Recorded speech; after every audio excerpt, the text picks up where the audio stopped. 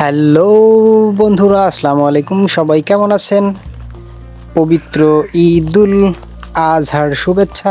আর মাত্র এক সপ্তাহ বাকি ঈদুল আজহার, অর্থাৎ 17ই জুন 2024 ঈদুল আজহা বাংলাদেশে অনুষ্ঠিত হবে। তো সেই উপলক্ষে এখন তো কোরবানির ঈদ সামনে, যার কারণে এই সময় বিভিন্ন গরু ছাগলের হাট বসে থাকে।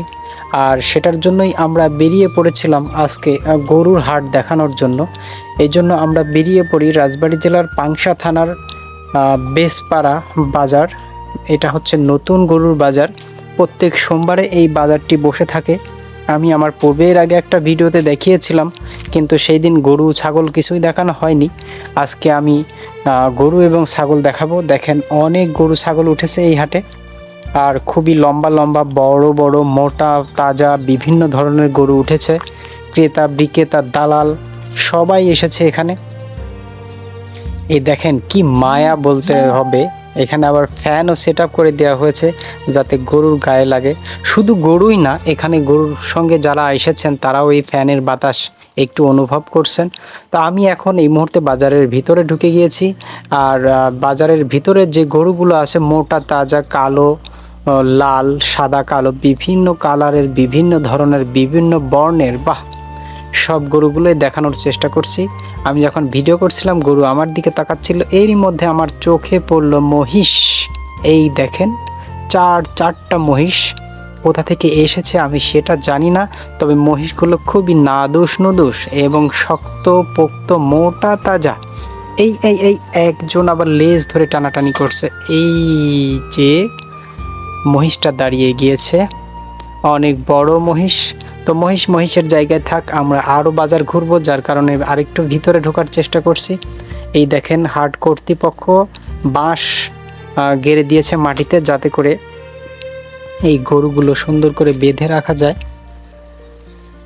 তো আমিও হাঁটছি, ভিতরে ঢুকছি, ভিতরে এ প্রান্ত থেকে ও প্রান্ত ঘুরে ঘুরে দেখাবো আপনাদের। এখানে কতগুলো গরু উঠেছে সবগুলো গরুই দেখাবো।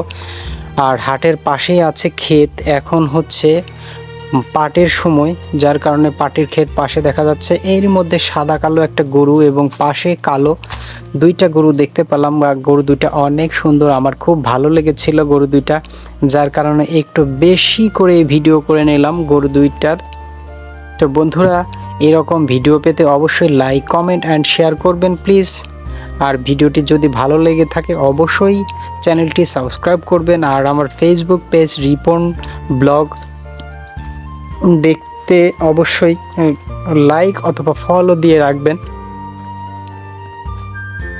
তো বন্ধুরা, এরই মধ্যে হঠাৎ আমার কানে একটা কোকিলা সুর, মহিলা কণ্ঠ সুর ভেসে আসলো। আমি সামনের দিকে আগাতে থাকলাম। ঘটনা কি, এই সুর কোথা থেকে বাজে? ওফ, হাটের পশ্চিম প্রান্তে একটা মজমা বসেছে। এই দেখেন মহিলা, সম্ভবত ইনি ফকির তত্ত্ব বিশেষ, অর্থাৎ লালন ফকিরের ভক্ত। সে লালন ফকিরের মতোই গান শুরু করেছে।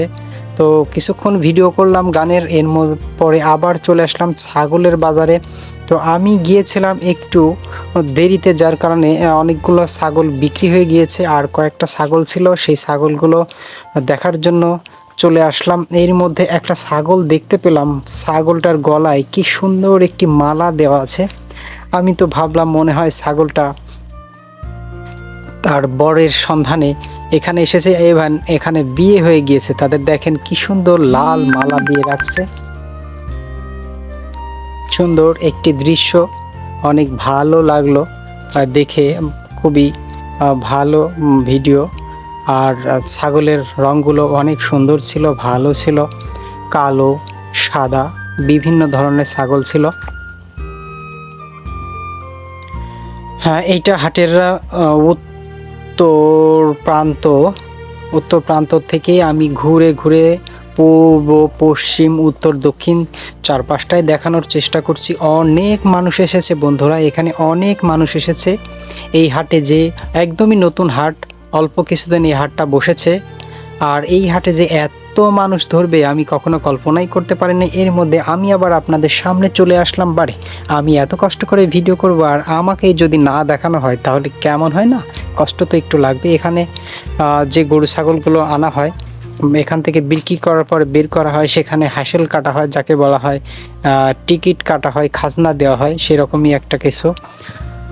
হ্যাঁ, তো বন্ধুরা এই গরুটা বিক্রি হয়ে গিয়েছে আর আমিও নিয়ে নিলাম। আর এইটা কি জানেন, ডিবা এখানে ইট মাটি দিয়ে তৈরি করা হয়েছে, ইট না সরি, যাতে গরুগুলো এখানে নিয়ে আসার পরে গাড়িতে করে তোলা হয়, কারণ গরু তো উঁচু করে গাড়িতে তোলা যাবে না, গরু অনেক ভারী থাকে।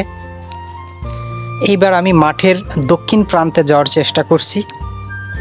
দক্ষিণ প্রান্ত থেকে আপনাদের দেখাবো এই যে সাদা গরুটা, আর এরে গরু, সাদা গরু খুবই দুষ্টু, লাফালাফি করছিল। পাশাপাশি দুইটা গরু থাকলে যা হয়,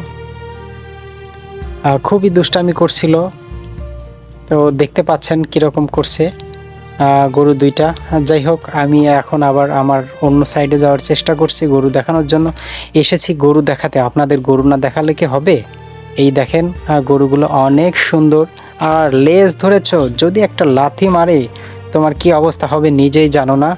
যাই হোক, এখন আমি চলে এসেছি মাঠের একদম দক্ষিণ প্রান্তে। দক্ষিণ প্রান্ত থেকে আপনাদের পিছনের সাইড থেকে দেখানোর চেষ্টা করছি। এই যে মজমা যাকে বলা হয় গান করছিল, এই যে কি সুন্দর বসার জায়গা রেখেছে, তার পেছন থেকে দেখানোর চেষ্টা করছি।